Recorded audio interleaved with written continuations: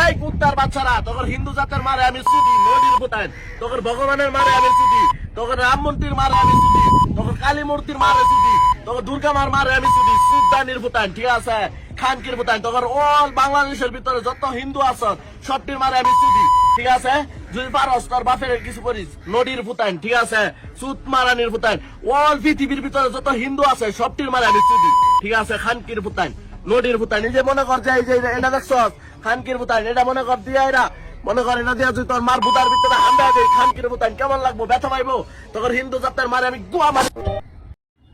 ভিডিওটা দেখে প্রচণ্ড আমার হাসি পেল, কি বলবো। একটা হিন্দুর মা বা একটা মুসলিম মা, এটা কি আলাদা? মা তো সবারই, দুনিয়ার প্রকৃতি সবারই মা তো এক, মা তো আলাদা হয় না, যেটা হিন্দু হোক বা যেটা মুসলিম হোক, মা শব্দটা প্রত্যেকের।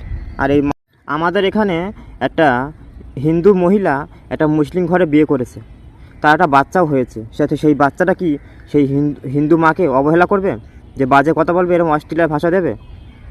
তাই তোমার মতন জানোয়ারের হয়তো মা বাবা নেই, এই জন্যে তুমি মা শব্দটাই জানো না। মা শব্দ মানে প্রত্যেক, হিন্দু মুসলিম খ্রিস্টান পাখি পশু, মা মানে সবারই মা। আর তুমি মাকে নিয়ে বাজে ভাষা স্টিলের ভাষা দিয়েছো। তাই হিন্দু মুসলিম সবাইকে বলবো এই ভিডিওটা এতটা শেয়ার করো যে এই জানোয়ারটার জন্য সবিচার হয়।